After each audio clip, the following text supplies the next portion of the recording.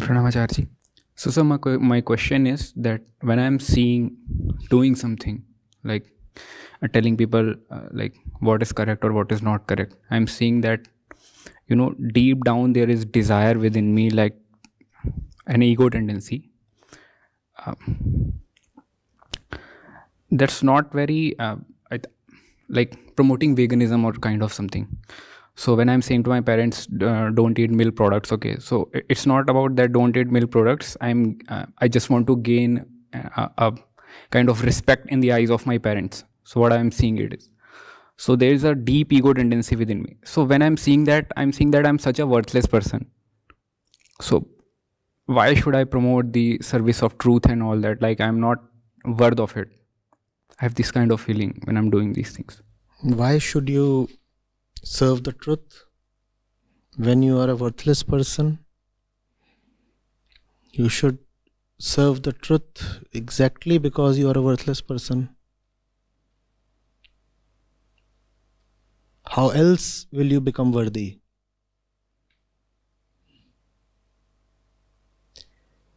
One becomes worthy by committing to the right thing. What else is the definition of worth, value? Value is always in context of the evaluator, right? A thing holds value to you when that thing can raise your consciousness.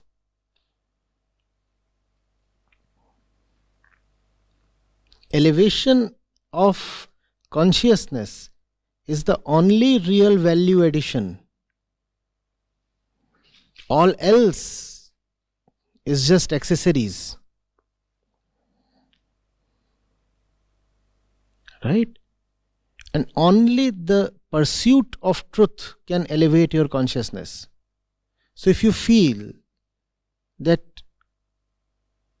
inwardly you are at some lowly point, then it becomes even more important for you to chase the truth. What does it mean to chase the truth? Is the truth hidden somewhere, some kind of treasure herd or something? What do we mean by chasing the truth? Identifying the false and having the courage to drop it. Chasing the truth is not like a treasure hunt. It's not like chasing a job or money or something else. Right?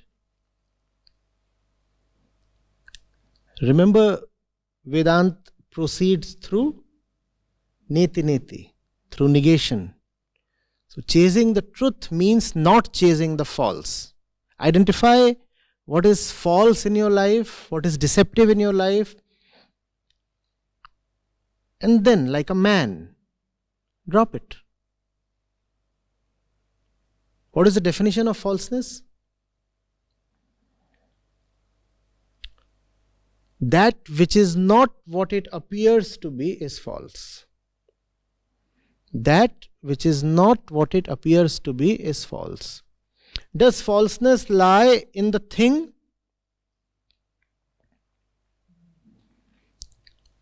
I think this is a rocket launcher. And then you come and convince me that this is just a humble pen.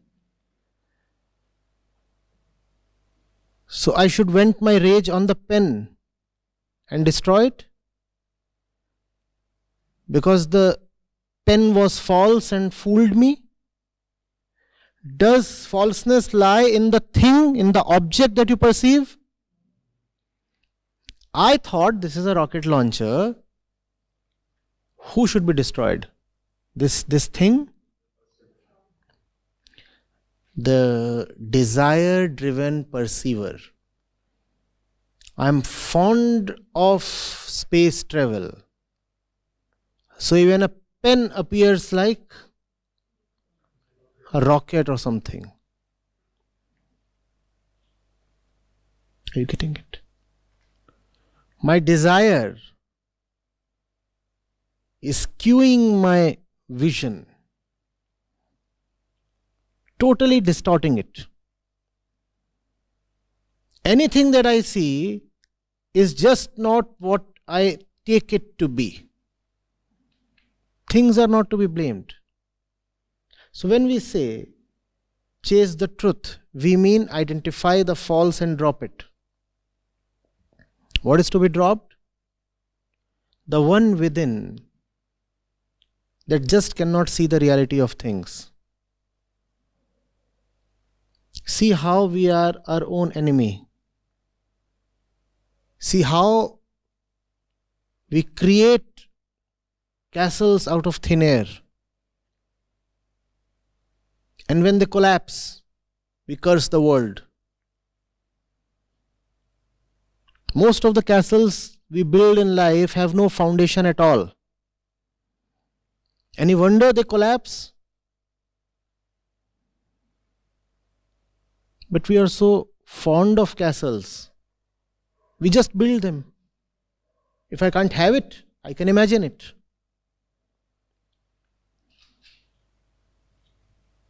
I want a divine fairy in my life. So what do I do? What do I do? I close in on the next door girl and declare her to be the divine fairy. And then I'll say, beauty is in the eyes of the beholder and love is blind and such things. If I can't have what I want, I'll imagine it. That's my state. That's called dishonesty. That's what is falseness. That's what needs to be dropped. The girl next door might actually be a nice human being, but she is in no way the fairy of your dreams. However, if you can drop the fairy obsession, you might get a decent friend in her.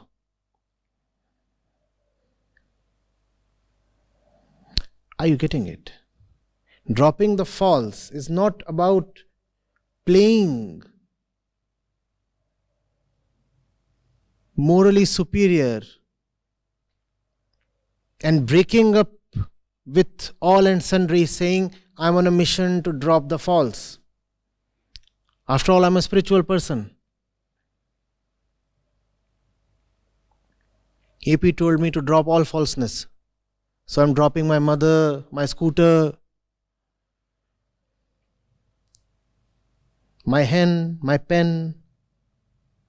I'm on a dropping spree. Everything has to be dropped.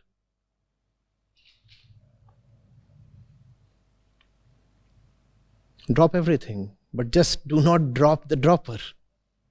Nice. No.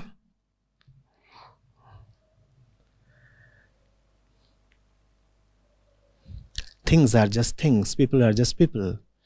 They are not the meanings that you assign to them. And remember, the meanings that you assign to them hardly arise from those things or people or objects. The meanings arise from your own desirous state. And when desires are not fulfilled, who do we blame? The objects. But the object never really promised on its own that it's the thing that you want. You kept telling the object, you are my fairy. In fact, the object was always a bit puzzled. Fairy, me, really? But then she accepted, and fine. It's like a gift in love. And sounds nice, no? Fairy. After a while, in her own eyes, she became the fairy.